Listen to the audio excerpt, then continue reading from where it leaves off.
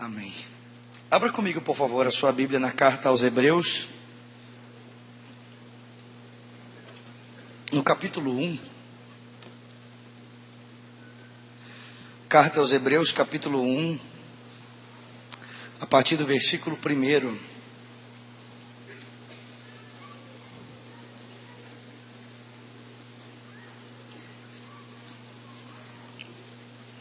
Carta aos Hebreus, capítulo 1, a partir do versículo 1. Quantos acharam? Diga, eu achei. Vamos ler aqui então, irmãos. Há muito tempo Deus falou de muitas vezes. Ele falou muitas vezes e de várias maneiras aos nossos antepassados por meio dos profetas. Mas nesses últimos dias falou-nos por meio do Filho, a quem constituiu o herdeiro de todas as coisas e por meio de quem ele fez o universo. O Filho é o resplendor da glória de Deus e a expressão exata do seu ser. Sustenta todas as coisas por sua palavra poderosa. E depois de ter realizado a purificação dos pecados, ele se assentou à direita da majestade nas alturas, tornando-se tão superior aos anjos, quanto o nome que herdou é superior ao deles. Pois qual dos anjos alguma vez disse: Tu és meu filho, e hoje eu te gerei, e outra vez, eu serei o seu pai, ele será o meu filho? E ainda quando Deus introduz o primogênito no mundo, diz: Todos os anjos de Deus o adorem. Quanto aos anjos, ele diz: Ele faz dos seus anjos ventos, servos, clarões reluzentes. Mas a respeito do Filho diz: O teu trono, ó Deus, subsiste para todo sempre. Cetro de equidade é o cetro do teu reino. Amas a justiça, odeias a iniquidade. Por isso Deus, o teu Deus, escolheu-te dentre os teus companheiros, ungindo-te com óleo de alegria. E também diz: No princípio, Senhor, firmastes os fundamentos da terra, e os céus são obra das tuas mãos. Eles perecerão, tu permanecerás. Envelhecerão como vestimenta, tu os enrolarás como manto, como roupa serão trocados, mas tu permaneces o mesmo, e os teus dias jamais terão fim. A qual dos anjos Deus alguma vez disse: Senta-te à minha direita, até que eu faça dos teus inimigos um estrado para os teus pés? Os anjos não são todos eles espíritos ministradores, enviados para servir aqueles que hão de herdar a salvação? Capítulo 2, versículo 1. Por isso, é preciso que prestemos maior atenção ao que temos ouvido, para que jamais nos desviemos. Porque se a mensagem que foi transmitida pelos anjos provou a sua firmeza, e toda transgressão e desobediência recebeu a devida punição, como escaparemos se negligenciarmos tão grande salvação? Essa salvação, primeiramente anunciada pelo Senhor, foi-nos confirmada por aqueles que a ouviram. Também Deus deu testemunho dela por meio de sinais, maravilhas, diversos milagres e dons do Espírito Santo, que foram distribuídos de acordo com a sua vontade. Pai, obrigado por esse tempo que, por meio das canções e da entrega, Senhor, dos nossos recursos, nós adoramos ao Senhor com as nossas palavras e com os nossos recursos. Obrigado, Senhor, porque isso vem de Ti e volta para Ti, e é para a Tua própria glória. E nesse tempo, Senhor, queremos pedir a Tua ajuda na compreensão da Tua palavra, porque, Senhor, precisamos de Ti. Sem Ti nada podemos fazer. Ajuda-nos, ó Deus. Para a glória do Teu nome pedimos, em nome de Cristo. Amém. Irmãos, algumas considerações antes de nós entrarmos propriamente no texto. Essa carta foi escrita, como o tema dela diz, para os hebreus. Quantos sabem aqui quem são os hebreus? Levante sua mão. Quem sabe aqui? Quem não sabe quem são os hebreus? Levante sua mão. Isso, ótimo. Os hebreus eram os judeus, aquele povo de Israel que foi levantado através da vida de um homem chamado Abraão, em Gênesis, no capítulo 12. Então, os hebreus são esse povo. A carta é escrita prioritariamente para eles. Ela tem aplicação para as nossas vidas, mas em específico, essa carta foi escrita primeiramente para eles. E é por essa razão que essa carta contém tantas citações do Antigo Testamento. Se você prestou atenção na leitura do texto, você percebeu que em muitos momentos o autor dessa carta se reporta a texto dizendo, como disse o tal texto, ou como disse em certo lugar. São citações do Antigo Testamento que estão sendo usadas aqui, nesse contexto, exatamente porque a carta era dirigida aos cristãos hebreus. O autor dessa carta, irmãos, nós não sabemos. Alguns dizem que pode ter sido o apóstolo Paulo, outros dizem que pode ter sido Lucas, mas uma vez que o autor da carta é desconhecido, prevalece para nós a autoria do Espírito Santo. Se você ler a carta aos Hebreus, do capítulo 1 até o capítulo 13, você vai perceber que em muitos momentos a carta diz, como disse o Espírito Santo, fazendo menção a essa inspiração do Espírito na vida do escritor para escrever esse texto. A carta é dirigida aos Hebreus, prevalece para nós a autoria do Espírito, e ela foi escrita provavelmente, aproximadamente no ano 65 depois de Cristo. Antes provavelmente do ano 70, porque o templo ainda não havia sido destruído. Existem algumas inferências aqui na carta aos Hebreus que nos fazem perceber que o templo em Jerusalém ainda não havia sido destruído pelo imperador Tito. Só que nessa época, irmãos, os cristãos que eram essencialmente ou prioritariamente cristãos judeus, ou seja, judeus que haviam sido convertidos ao cristianismo, eles estavam sendo perseguidos. No ano 65 depois de Cristo, o imperador Nero começou a perseguir os cristãos. Foi exatamente por causa dessa perseguição de Nero que Paulo foi decapitado, que João foi preso. Muitos cristãos morreram nessa época. E uma vez que o Espírito Santo desceu em Pentecostes, em Jerusalém, e os primeiros cristãos eram de nacionalidade judaica, eles sofriam muito com as perseguições. Muitos desses cristãos eram torturados, muitos eram mortos, outros eram obrigados a entregarem os seus bens, suas propriedades, suas riquezas. E devido a essa intensa perseguição, muitos cristãos judeus estavam pensando em abandonar a sua fé, estavam pensando em voltar atrás. Muitos deles, sendo perseguidos, sendo jurados de morte, na iminência do martírio, estavam pensando em retroceder ao judaísmo. Por quê? O judaísmo, naquela época, era uma religião aceita pelo Império Romano. Nero aceitava o judaísmo. Não tinha problema nenhum você ser judeu. Mas o cristianismo não era aceito pelo Império.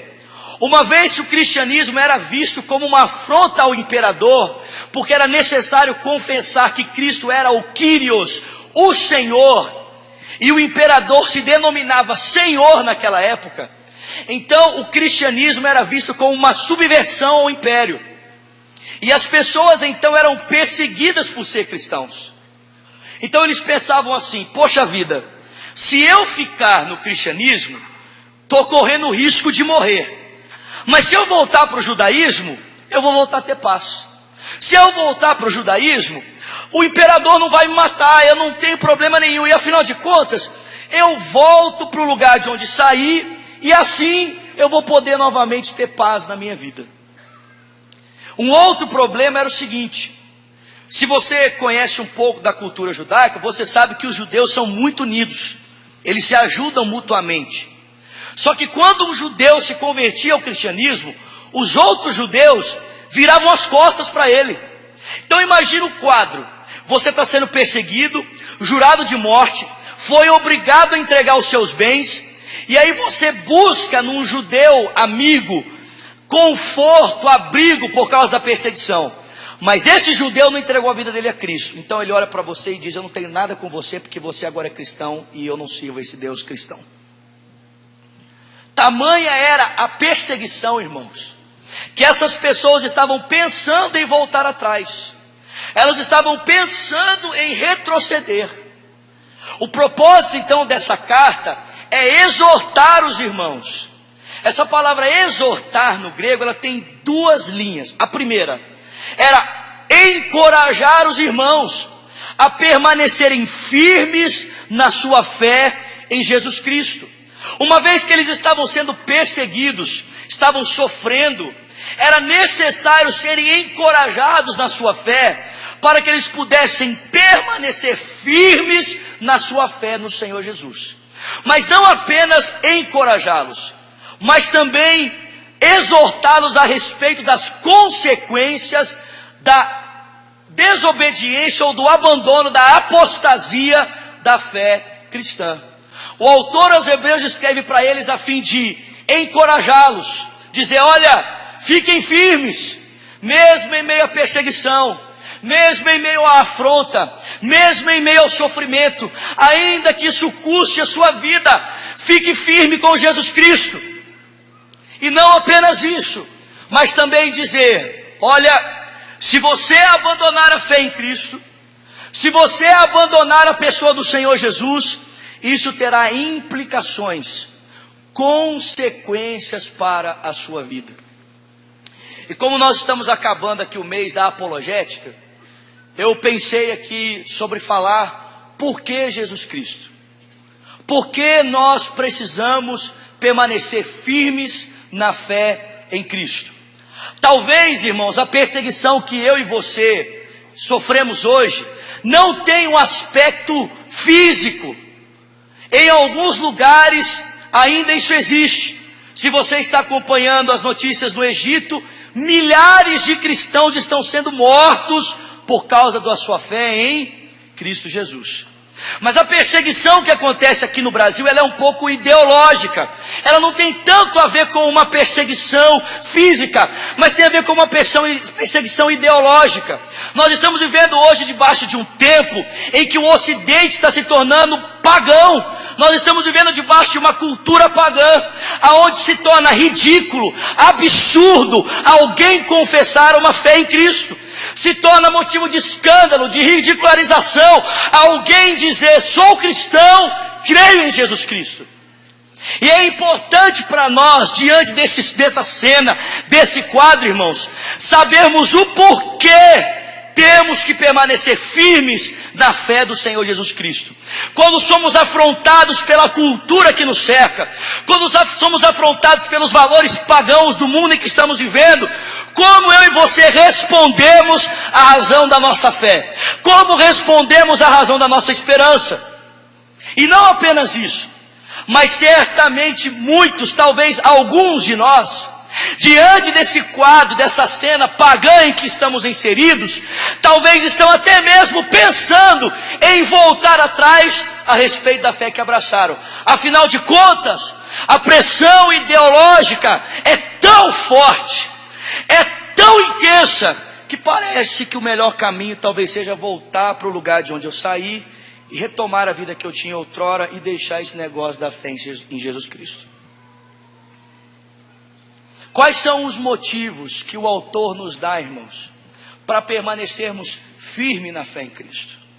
Por que, irmãos, é necessário confiar na pessoa de Cristo? Por que, irmãos, nós devemos crer em Cristo e não em tantas outras fés, em tantas outras religiões que se denominam religiões por aí? Por que abraçar a fé cristã? Por que confessar o senhorio de Cristo? Por que depositar a confiança em Cristo a respeito da nossa salvação? E o texto começa dizendo assim: há muito tempo Deus falou de várias formas, de várias maneiras, aos nossos antepassados por meio dos profetas. Preste atenção, irmãos. O texto está dizendo o seguinte: Deus está fazendo uma obra. O texto em nenhum momento tenta nos provar a existência de Deus. Ele pressupõe a sua existência e diz para nós que esse Deus está fazendo uma obra, que Deus começou algo, e a obra de Deus outrora no passado foi realizada na terra por meio dos seus profetas. Deus estava falando algo por meio de profetas, por meio de homens. Deus realizou a sua obra há muito tempo atrás, através de pessoas. E ele diz, mas agora Deus continua fazendo a sua obra. Presta atenção, não há dicotomia entre a obra de Deus. A obra de Deus é contínua. Ela começou no Antigo Testamento e ela continua sendo realizada. Diferente do que alguns pensam, que Deus realizou uma obra no passado e agora Ele está realizando uma outra obra no Novo Testamento. Diferente do que alguns pensam, que a maneira como Deus atuou no passado mudou e agora Ele está atuando de uma outra maneira. O texto diz, o mesmo Deus que começou uma obra no passado, Ele continua fazendo a sua obra hoje. A mesma obra de Deus que foi feita outrora, lá atrás, por meio dos profetas, por meio dos meios a qual Deus usou, ela continua sendo feita nos nossos dias. Deus é o mesmo, é o mesmo Deus. Mas algo muda. O texto diz que outrora Deus estava fazendo a sua obra por meio dos profetas, mas agora Deus não está mais nos falando por intermédio dos profetas. Deus está nos falando por meio do seu Filho. Por meio do seu Filho. A razão de nós confiarmos na obra que Deus está realizando, irmãos, é que a obra de Deus é contínua. Ela não é diferente. Deus estava realizando uma obra, Ele continua realizando essa obra, mas o meio pelo qual agora Deus está falando conosco é diferente, porque outrora, o meio pelo qual Deus usava era imperfeito, porque os homens são imperfeitos, os homens são falhos, são suscetíveis ao erro, mas o meio pelo qual Deus está falando conosco agora é o Filho, e o Filho é o instrumento perfeito. Irmãos, a primeira realidade que o texto vai dizer aqui para nós é que Cristo Jesus é o nosso profeta. Ele é o nosso profeta. Ele é o profeta perfeito, exerce esse ofício agora. O interlocutor, o meio pelo qual Deus está falando conosco é Jesus Cristo. Ele é superior. E por que é que nós devemos depositar a confiança na pessoa de Cristo a respeito do que Ele diz? Da mesma maneira como depositamos a confiança naquilo que os profetas disseram. Olha o que o texto vai dizer para nós. Outrora Deus falou de muitas formas e de várias maneiras aos nossos antepassados por meio dos profetas, mas a nós falou-nos nesses dias por intermédio do Filho, a quem constituiu herdeiro de todas as coisas, por meio de quem Ele fez o universo. O Filho é o resplendor da glória de Deus e a expressão exata do seu ser. Ele sustenta todas as coisas por sua palavra poderosa. Irmãos, sabe por que nós podemos depositar a confiança em Jesus Cristo? Porque Jesus Cristo, Ele é Deus. Ele é Deus. A Escritura diz que só há uma pessoa que é capaz de salvar. Quem é essa pessoa? Deus. Só Deus é capaz de prover salvação. Mas Cristo, irmãos, é essa única personagem na história que revoga para si a autoridade de salvar pessoas. Cristo é o único homem que esteve na terra um dia e disse: todo aquele que crê em mim será salvo. É o único.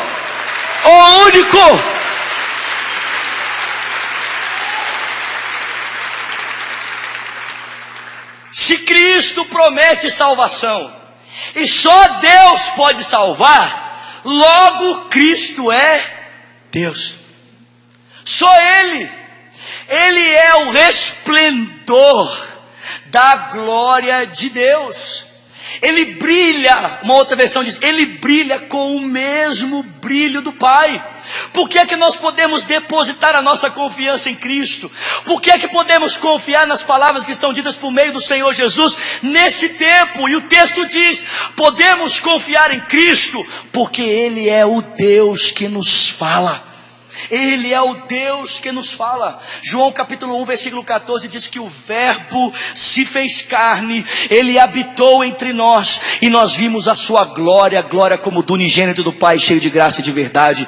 Filipenses capítulo 2 versículo 5 diz que nós devemos ter o mesmo sentimento que houve em Cristo Jesus, que subsistindo ele em forma de Deus, não considerou que o ser igual a Deus era algo que devia apegar-se, mas esvaziou-se a si mesmo, assumiu a forma de servo, fez-se semelhante aos homens, e sendo ele encontrado na figura humana, ele foi obediente até a morte, e morte de cruz.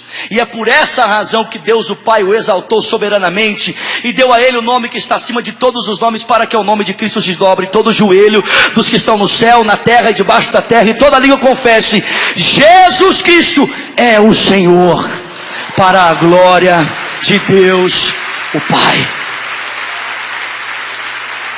O texto diz, Ele é Deus.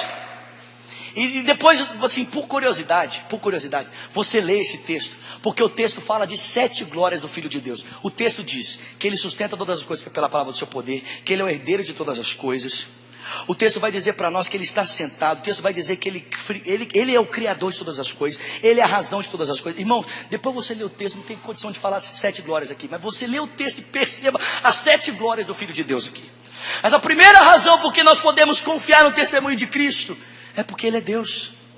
Se só Deus salva, e Cristo diz que tem poder para salvar, irmão, João capítulo 14 versículo 6, Jesus diz, eu sou o caminho. Ele não diz eu sou um caminho, Ele disse eu sou o caminho, a verdade e a vida. E ninguém vem ao Pai se não for por mim. A primeira razão por que podemos confiar em Cristo é porque Ele é Deus. Mas o texto não diz apenas isso. O texto também diz que, havendo Ele feito a purificação pelos nossos pecados, assentou-se à direita da majestade nas alturas. Um feito tanto mais excelente do que os anjos, porque Ele herdou um nome mais excelente do que o deles. Porque a qual dos anjos Deus disse, tu és o meu filho, e hoje eu te gerei. A segunda razão por que nós podemos confiar em Cristo, é porque só Jesus Cristo perdoa os nossos pecados. Só Ele tem poder para perdoar pecados.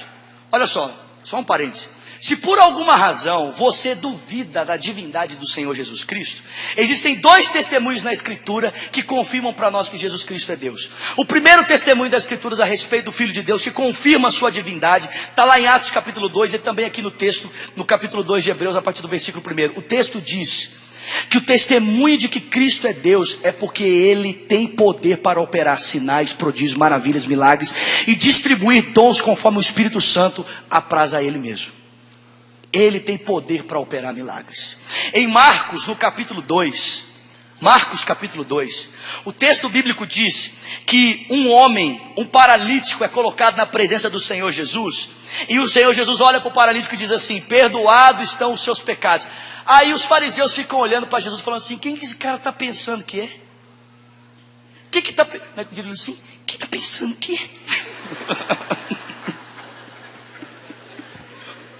Não, calma, segura.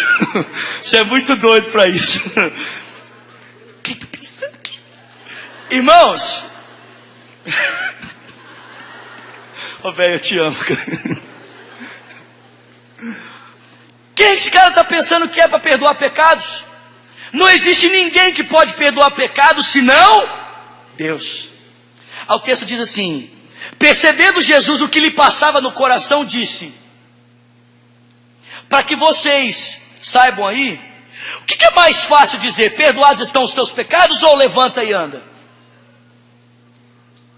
O pessoal ficou olhando para Jesus assim, para que vocês percebam que o Filho do Homem tem poder sobre a terra, eu te digo: levanta, toma o teu leito e anda. E o texto diz: e imediatamente o paralítico saltou diante deles, tomou a sua maca e ele saiu andando. Sabe o que isso mostra, irmãos? Que Cristo não tem apenas poder para perdoar pecados, mas Ele também tem poder para curar. Mas a segunda razão que o texto vai dizer para nós que Jesus Cristo é Deus, lá em Atos capítulo 2, não apenas que Deus por intermédio dele realizou prodígios, maravilhas e sinais, mas o texto também vai dizer para nós que a segunda razão pela qual cremos que Jesus Cristo é Deus é porque Deus o ressuscitou dos mortos. Não, você não ouviu. Eu disse que Ele ressuscitou dos mortos. E sobre isso, irmãos, a ressurreição de Cristo é um fato histórico. É um fato da história. Isso aqui não é conto da carochinha. Eu não iria depositar a minha vida numa mentira. Aliás, nem os apóstolos a depositariam. A ressurreição de Cristo é tão fato na história, irmãos, que existem dois argumentos que comprovam o fato. Primeiro, provas, evidências. Segundo, testemunha ocular. Bom, a Bíblia nos oferece as duas coisas. Primeiro, existe a prova, a evidência. Porque se você for lá em Jerusalém e chegar lá naquele túmulo, vai estar escrito assim: Ele não está aqui, Ele ressuscitou. E vale lembrar, irmãos, que houve uma busca ferrenha por parte do Império Romano para tentar de todas as formas negar a ressurreição do Filho de Deus. Mateus vai dizer para nós que os soldados que estavam na porta do sepulcro de Jesus Cristo, quando Ele foi ressuscitado, foram subornados para que essa evidência não percorresse as ruas de Jerusalém. Mas, irmãos, o testemunho de Cristo sobre a sua ressurreição é tão verdadeiro que ele alcançou a mim e a você aqui no Brasil 2 milhões de anos depois. E é nessa fé do Filho de Deus que eu e você estamos aqui nessa noite. Ele é Deus. Aleluia. Jesus Cristo é Deus. Só Deus tem poder para isso. Segundo, Ele perdoa pecados. Por que nós devemos manter firme a nossa fé no Filho de Deus? Porque Ele perdoa pecados, irmãos. Glória a Deus. Ele perdoa pecados. Queridos, prestem atenção. O texto está fazendo um paralelo aqui. Por quê? O Antigo Testamento estava solidificado na lei de Deus, nos 10 mandamentos. Você sabe os 10 mandamentos?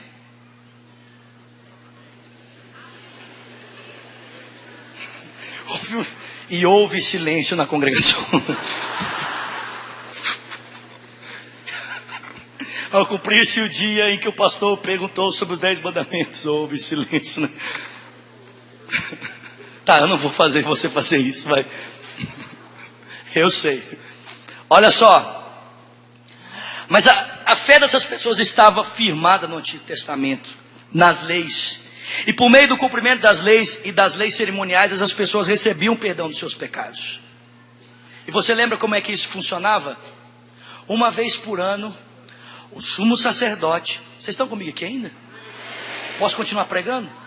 Então beleza. Uma vez por ano, o sumo sacerdote entrava no Santo dos Santos, levando sangue, e aspergia o sangue sobre o propiciatório. Todo mundo sabe o que é propiciatório aqui? Quem não sabe o que é propiciatório? Cadê o Fininho? Cadê o Fininho? Então vem aqui você, Serjão. Ah, você está aí, Fininho. Vem cá, Fininho. Isso. Fininho é o propiciatório. Tá, porque, gente, quando eu saio para ministrar com os meninos, eu sempre tenho os elementos, que nem o Sérgio, sempre é o Jesus Cristo. O Fininho é o propiciatório. Então vamos lá. Vocês lembram que tinha a Arca da Aliança, sim ou não? A arca, todo mundo sabe o que é? Precisa desenhar? Não? Então beleza. A arca era uma caixa quadrada banhada a ouro, onde ficava 4 argolas à volta dela, para que um cabo fosse passado, para que os levitas colocassem ela nas costas e levassem ela, ok? Dentro da arca ficavam os pães da propiciação e as tábuas da lei de Moisés, ok? Em cima da arca ficava uma tampa, que tinha 2 querubins. Vamos lá, querubim. Você lembra dos querubins? Esse querubim é bonitinho, né, gente? Mas ele já é noivo, viu?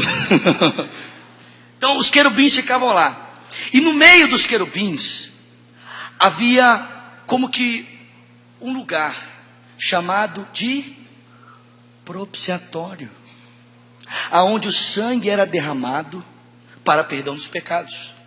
Se o sumo sacerdote entrasse no propiciatório, derramasse o sangue nesse lugar e saísse de lá vivo, qual era a certeza que o povo de Israel tinha? É que os pecados haviam sido perdoados ou cobertos por um período de 1 ano. Obrigado, filhinho. O texto bíblico vai dizer para nós, irmãos, que o Senhor Jesus, Ele fez propiciação pelos nossos pecados. Cristo não é apenas o nosso profeta, Ele também é o nosso sacerdote. Mas o que é que Cristo ofereceu para que a nossa vida fosse perdoada? Ele ofereceu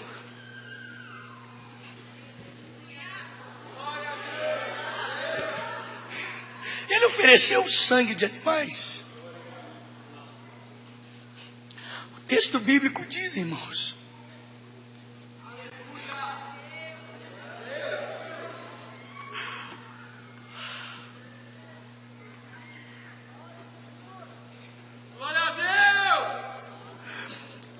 que Ele ofereceu a si mesmo. Ele derramou a sua vida como uma oferta de incenso, agradável a Deus. E o texto vai dizer para nós que o sacrifício de Cristo é tão superior àqueles sacrifícios que eram oferecidos lá no Antigo Testamento, que em Cristo Jesus o pecado é resolvido de uma vez por todas. Já não há mais necessidade de fazer esse sacrifício pelos pecados, porque já não é mais necessário recorrer, irmãos, à liturgia antiga e confiar tão somente em Cristo para perdão dos nossos pecados. Olha o que o texto vai dizer para nós. O texto diz: depois de ter Ele feito substituição pelos nossos pecados, o que Ele fez, irmãos? O que está escrito aí? Olha o que o texto diz: Ele assentou-se à direita da majestade nas alturas. Sabe o que isso significa? Deixa eu ficar aqui em cima, então o pessoal não me vê. Sabe o que isso significa? É que a obra do Senhor Jesus Cristo está completa. Quando a gente trabalha, olha, sabe o que o texto está fazendo alusão aqui? O texto está fazendo alusão para nós aos dias da criação. O texto está fazendo para nós alusão àqueles 6 primeiros dias da criação. Ou seja, nos 6 primeiros dias da criação, Deus fez uma obra, e quando Ele completou a obra que Ele havia realizado e ela foi perfeita, o que Ele fez? Descansou. Cristo realizou a obra da cruz, que visa o perdão dos nossos pecados. E depois de Ele ter feito isso, irmãos, já não há mais nada a ser feito. Está consumado.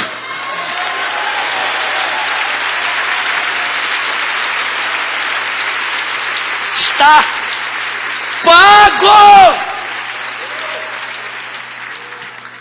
Ele é o nosso profeta, Ele é o nosso sacerdote, mas Ele não é apenas isso, Ele também é o nosso rei. Ele é o nosso rei. E por que eu digo isso? É porque o restante do texto vai mostrar para nós a superioridade do Senhor Jesus em relação aos anjos. Porque os anjos haviam sido de alguma forma instrumentos para a entrega das leis do Antigo Testamento. Mas o escritor aos Hebreus vai mostrar para nós, irmãos, que Cristo Jesus é superior aos anjos. E por que Cristo Jesus é superior aos anjos? É porque os anjos e toda a criação prestam culto ao Filho de Deus. Toda a criação o adora, se prostra diante dele. Olha o que o texto bíblico diz: que quando Deus introduziu o seu primogênito no mundo, Jesus Cristo no mundo, disse: todos os anjos de Deus o adorem. A respeito dos anjos, Deus diz: eles são servos, eles são mensageiros, eles são clarões reluzentes. Mas a respeito do Filho, Deus diz: o teu trono, ó Deus. Ô irmãos, Cristo está assentado em um trono. Mas eu não tenho... Ele está sentado, gente, eu fico doido. Ele está sentado no trono do universo, e soberanamente Ele governa sobre todas as coisas. Olha o que o texto bíblico diz. O texto diz que Ele, Jesus, por meio da sua palavra poderosa, sustenta o universo. Gente, essa frase de Martim Lutero é sensacional. Martim Lutero dizia que o balbuciar daquele frágil bebê na manjedoura sustentava todo o universo. Não, você não me ouviu, meu irmão? O que é isso? O balbuciar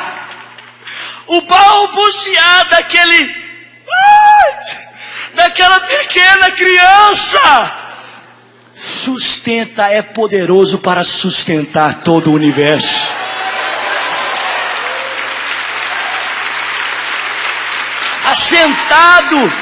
Assentado sobre o trono do universo, Cristo governa soberanamente. O escritor aos Hebreus diz: permaneçam firmes na fé em Cristo. Por quê? Porque Ele é Deus. Permaneçam firmes na fé em Cristo. Por quê?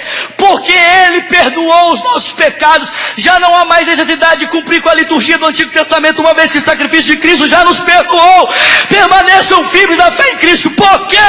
Porque o nosso Senhor Jesus Cristo, esse Cristo que está assentado sobre o trono do universo, há de julgar todas as coisas por meio da sua santa palavra. Por que nós confiamos em Cristo? Por que eu confio em Cristo? Por que eu deposito a minha fé e rasgo o meu peito para dizer para o Brasil inteiro, em rede nacional, seja lá onde for, que eu confio em Jesus Cristo para ser o meu único e suficiente Salvador? Porque Ele é Deus. Porque só Ele tem poder para perdoar pecados. E porque Ele governa o universo, assentado sobre um trono. Ele é o nosso Rei. E a criação presta culto a Ele. A criação, irmãos, é como uma roupa. Ela é enrolada, ela é trocada. Mas o Filho de Deus, Ele é eterno.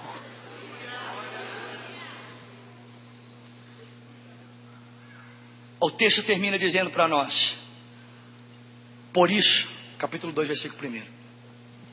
Por isso, é necessário que prestemos muita atenção no que nós temos ouvido.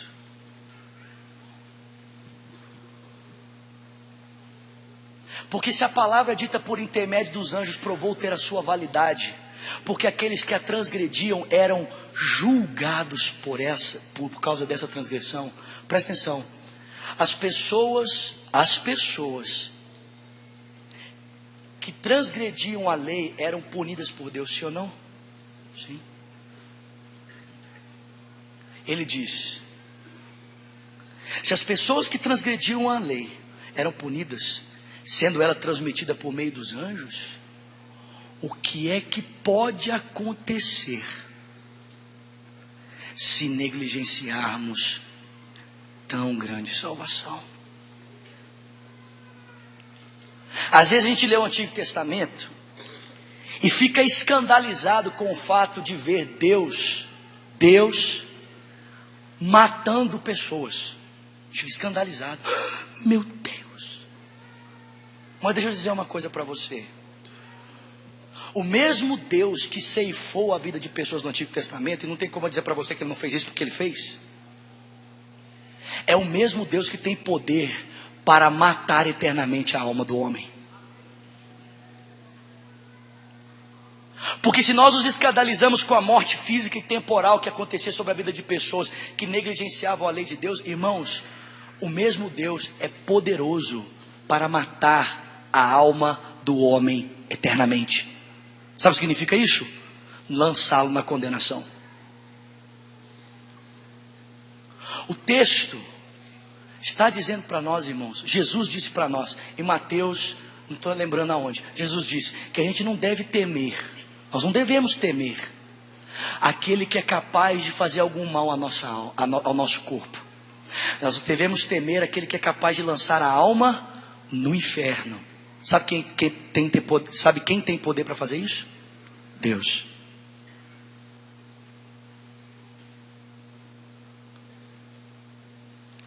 Se as promessas são superiores, a consequência da desobediência também é superior.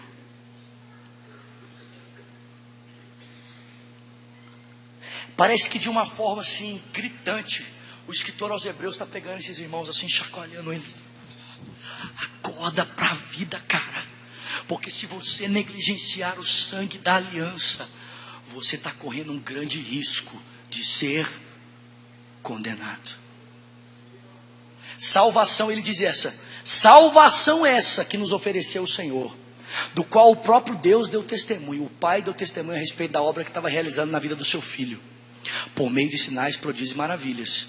Os apóstolos também nos deram testemunhas dessa obra, porque foram testemunhas oculares, eles viram Jesus, e o Espírito Santo de Deus também testifica da obra do Pai, realizada na pessoa do Filho, por meio das maravilhas que Ele está operando.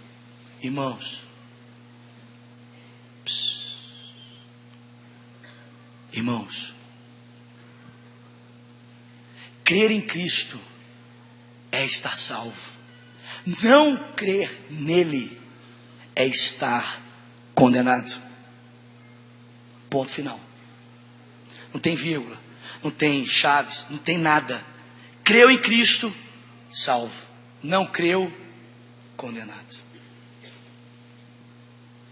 O que pode acontecer se negligenciarmos tão grande salvação?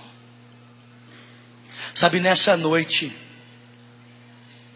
eu tenho duas aplicações aqui para essa mensagem. A primeira aplicação é para você que já entregou a sua vida a Cristo e está pensando em voltar para trás.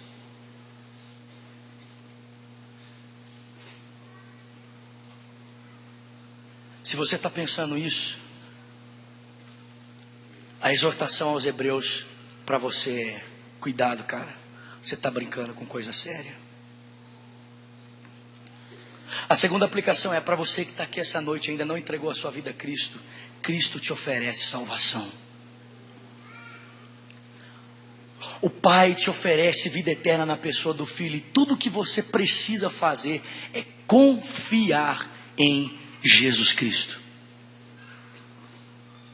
As suas obras, as minhas obras, deixa eu falar de mim, as minhas obras não são capazes de me salvar, porque as minhas obras diante de um Deus perfeito evidenciam a minha imperfeição.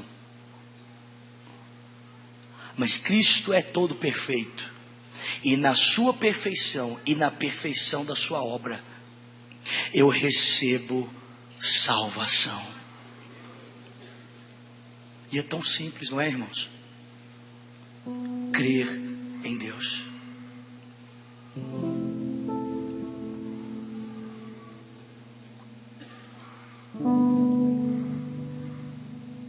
Nós não devemos brincar, irmãos. Não há mais tempo para isso.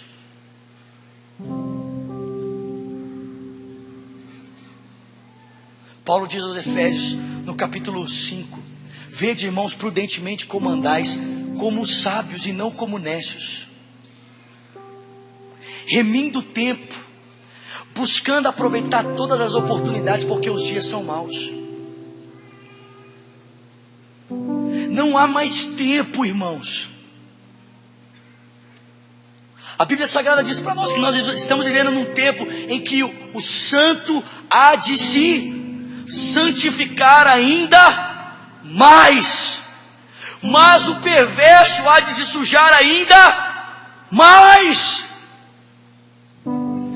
perceba que não há meio termo. Ou você estará no caminho da santificação, da perfeita comunhão, buscando estar confiantemente alicerçado, firmado na pessoa do Filho de Deus, ou você estará cada vez mais distante, caminhando em direção à condenação. E isso aqui é minha opinião pessoal.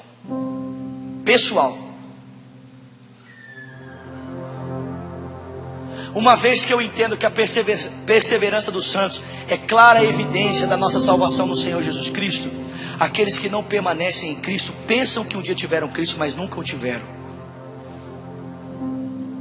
Nunca o tiveram. Por quê? Porque todo aquele que persevera até o fim é salvo. Parece palavras duras, não parece palavras duras? Mas elas são palavras duras. Sabe por que elas são palavras duras? Porque Deus corrige os filhos a quem Ele ama e a quem Ele quer bem. Fica de pé no seu lugar.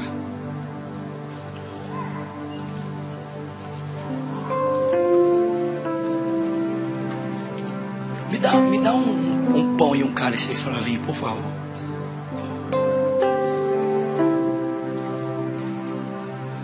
Abra aí comigo a sua Bíblia na primeira carta de Paulo aos Coríntios, capítulo 11, versículo 17.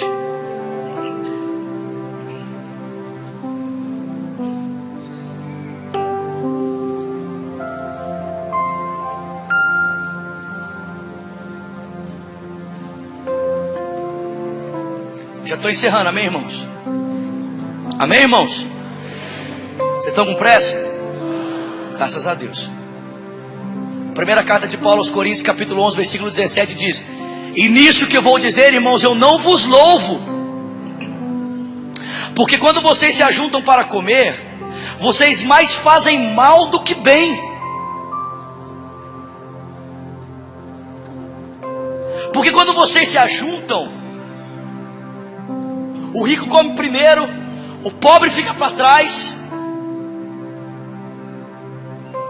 E existe por causa disso divisão entre vocês. E é certo que haja divisões para que a gente saiba quem são as verdadeiras pessoas, sabe? Aqueles que são verdadeiramente fiéis ao Senhor. Mas se quando vocês se ajuntam para cear, um chega primeiro, come e deixa o pau para trás, isso é um absurdo, isso é escândalo, isso é vergonha para vocês. Versículo 23, Paulo diz: porque eu recebi do Senhor Jesus o que eu também vos ensinei, que o Senhor Jesus, na noite que ele foi traído, ele tomou o pão e, tendo dado graças, ele partiu e disse: esse é o meu corpo que é partido por vós. Fazei isso todas as vezes em memória de mim. Aí está ali, beleza. De semelhante modo, depois de haver ceado, ele tomou o cálice da nova aliança no seu sangue, e ele disse: esse é o cálice da nova aliança no meu sangue. Fazei isso todas as vezes em memória de mim, porque todas as vezes que vocês comerem desse pão ou beberem desse cálice, anuncie a morte do Senhor até que ele venha. Irmãos, preste atenção aqui. Como é que nós podemos participar, irmãos, do corpo e do sangue do Senhor, se nós nem entendemos isso aqui, irmãos?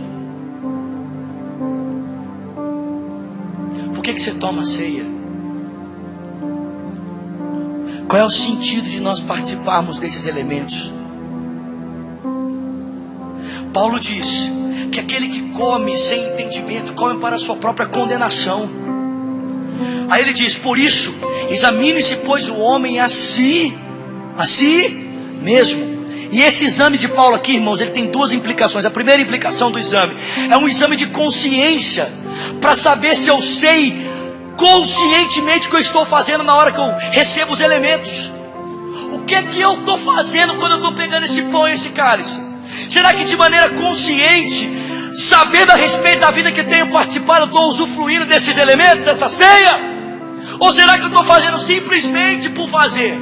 A segunda implicação desse exame de Paulo é uma implicação da análise do coração, da pureza. Essa é de olhar para mim mesmo e pensar: cara, como é que está a minha vida? Eu estou em plena comunhão com Deus? Eu estou em plena comunhão com Cristo? Como eu tenho vivido diante de Cristo? Como eu tenho vivido a minha vida com Deus? Porque se tenho dito que sou cristão e vivo dissolutamente, irmãos, há uma contradição, há um problema na minha palavra, porque todo aquele que professa que Cristo é o Senhor, deve andar como Ele andou, diz 1 João. Nós temos que nos examinarmos a nossa consciência. O Senhor tem nos chamado para oferecermos a Ele um culto racional, com entendimento. Rogo-vos, pois, irmãos, pela compaixão de Deus, que apresenteis o vosso culto como sacrifício vivo, santo e agradável, que é o seu culto racional. E não vos conformeis com este mundo, mas transformai-vos pela renovação do vosso entendimento, para que experimenteis qual seja a boa, agradável e perfeita vontade de Deus. Romanos capítulo 12, versículo 1 e 2. Irmãos, nós não podemos ser nécios nesse sentido. É necessário que haja entendimento. E louvado seja Deus, porque por meio da sua palavra nessa noite, você sabe o que está fazendo, sabe por que está fazendo, sabe por que participa dessa vida, sabe por que professa Cristo como Senhor da sua alma. Em primeiro lugar, porque Ele é Deus, Ele é o nosso profeta. Em segundo lugar, porque Ele fez a purificação dos pecados em si mesmo e se assentou à direita da majestade das alturas. Ele é o nosso sacerdote. Em terceiro lugar, Ele é exaltado, glorificado, exaltado por anjos pela criação, porque Ele é eterno, assentado no trono da majestade das alturas. Ele é o nosso Rei. E é na confiança do Filho de Deus que participamos da sua vida. Mas examine o seu coração. Eu preciso examinar o meu coração.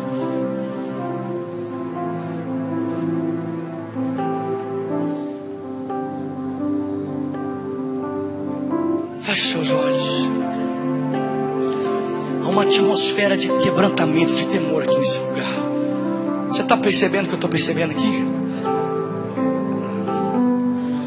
Coloque as suas duas mãos sobre o seu coração.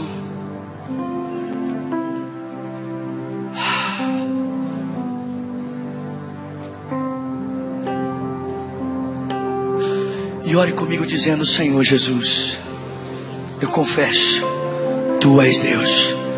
Diga: eu confesso, na Tua morte eu tenho perdão dos meus pecados.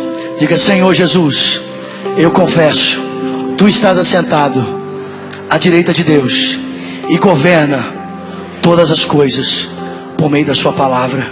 Diga: Senhor Jesus, eu confesso que sou um pecador e arrependido, eu Te entrego a minha vida. Diga: Senhor Jesus, eu que um dia estive nos Teus caminhos.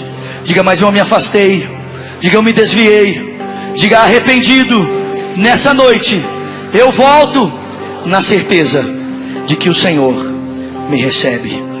Bem rápido, sem constrangimento nenhum. Se você fez essa oração pela primeira vez e quer entregar sua vida a Cristo, ou você quer voltar aos caminhos do Senhor, levante uma das suas mãos. Eu quero orar por você. Levanta bem alto, bem alto.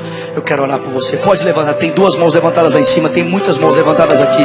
Pode levantar bem alto, bem alto. Tem mais uma mão levantada aqui. Pode levantar, levanta bem alto, bem alto. Vamos aplaudir forte, gente.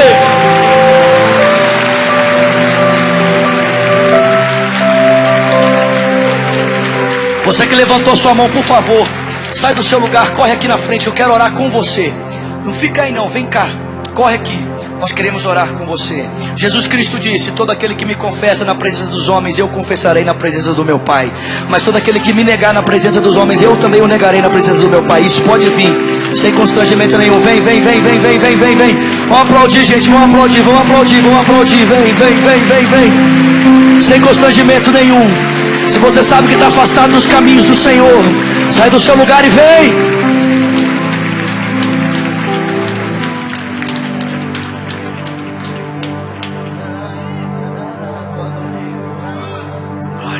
Vem, vem, vem, vem, vem, vem, vem, vem. Pode vir, vem, vem.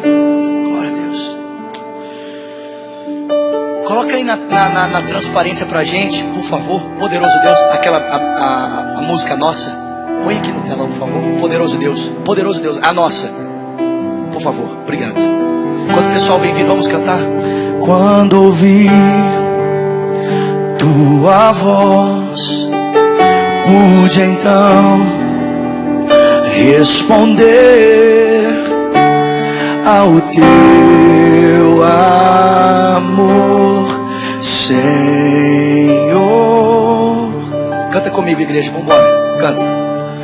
pela cruz me chamou, teu amor me atraiu, rendido estou, Senhor,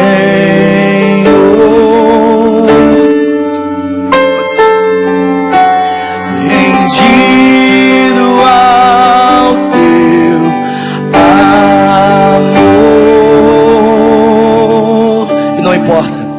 E não importa se eu suba as altas alturas, ainda que eu desça para as sepulturas, eu sei, vais me guiar. Cante ele, cante tua mão vai me guiar. Erga sua voz e cante aleluia, aleluia,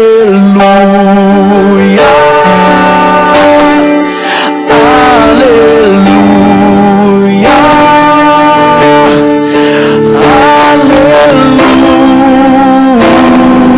aleluia, poderoso Deus. Cante, igreja, aleluia,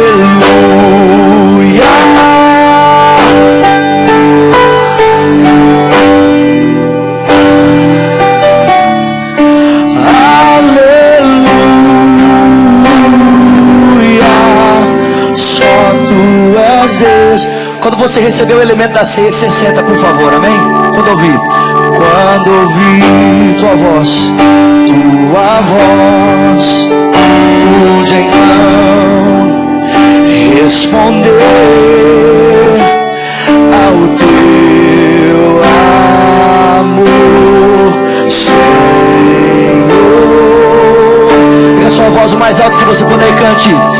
Pela cruz me chamou, seu amor me atraiu, rendido estou, Senhor. Cante, rendido ao teu amor, rendido ao teu. Canta, e não importa. E não importa se eu suba as altas alturas, ainda que eu desça para as sepulturas, eu sei, vais me guiar. Tua mão vai me guiar, tua mão vai me guiar. Cante bem alto, aleluia, aleluia,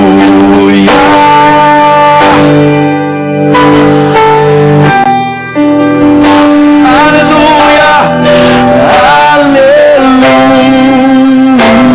aleluia, poderoso Deus, aleluia, aleluia, aleluia, só tu és Deus. Vocês que estão aqui na frente, pode chegar mais pertinho de mim aqui. Eu pareço bravo, mas eu juro que eu sou bonzinho. Olha só, olha aqui pra mim. Eu não sei quantos anos, porque eu sou um cara meio ruim de data assim. Mas eu não lembro exatamente quantos anos atrás. Mas eu estava num culto como esse, assim como você estava aqui hoje. E eu ouvi uma palavra como essa que você ouviu. Nada demais. Quer dizer, tudo demais, né? Eu ouvi uma palavra como essa, palavra de Deus. E eu lembro que nesse dia, alguma coisa dentro de mim me disse, cara, eu preciso entregar minha vida para Jesus. E eu vim à frente como você veio. Levantei minha mão, vim para frente. Eu posso dizer para vocês que depois desse dia minha vida nunca mais foi a mesma. Jesus mudou radicalmente a minha vida. Mudou muito, muito, muito. E o mesmo Jesus que me transformou vai transformar você também. Vai transformar você também. Amém? Queria te dar um conselho. Compre uma Bíblia. Leia a Bíblia. Ainda que você fale assim: puxa vida, mas eu não entendo esse negócio. Eu também não entendia quando eu comecei. Também não entendia. Mas eu sabia que alguma coisa que estava ali ia fazer diferença na minha vida. Às vezes uma palavra. Às vezes eu lia lá a ilustração, Jesus falando assim: olha para os lírios do campo. Eu falava assim: poxa vida, olha só que legal esse negócio da Bíblia. E isso foi mudando a minha vida. E vai mudar a sua também. Amém? Feche seus olhos, eu quero orar por você. Você pode estender suas mãos para cá, por favor? Mesmo sentado, estenda suas mãos para cá. Querido Pai Celestial, ora comigo, diga: querido Pai Celestial. Vamos, igreja. Querido Pai Celestial, em o nome de Jesus, nós oramos por esses irmãos. Diga: e declaramos que eles pertencem a Ti, que eles são Teus. Diga: Pai, declaramos na autoridade de Cristo que sobre eles não há mais nenhum pacto, nenhuma maldição. Diga: eles pertencem a Ti. Diga: Pai, obrigado por ter enviado ao coração deles o Teu Espírito Santo. Diga: guia-os, o Pai, todos os dias para a glória do Teu nome, em nome de Jesus. Amém. Olha só, eu só quero pedir mais 5 minutos da sua atenção. É bem rápido. Nós queremos anotar o seu nome, o seu telefone, porque queremos ligar para você, para orar para você, acompanhar você. Você vai descer para uma sala aqui à minha esquerda. É jogo rápido, não vai demorar mais do que 5 minutos. Vocês vão voltar e a gente vai estar aqui ainda. Tudo bem? Pode ser? Então vocês vão acompanhar aquela mão levantada ali, ó. E pode ir indo. Enquanto vocês vão saindo, nós não vamos aplaudir vocês, porque não tem como. A gente até queria, mas está todo mundo com a mão ocupada. Mas recebam o nosso amor, recebam o nosso carinho. Vamos gritar, gente, vamos gritar. Uhul! Glória a Deus. Você pode ficar de pé no seu lugar.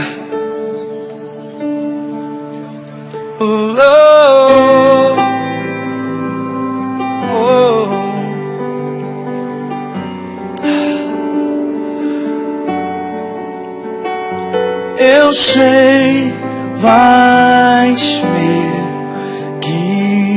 guiar. Tua mão vai me guiar. Aleluia, aleluia,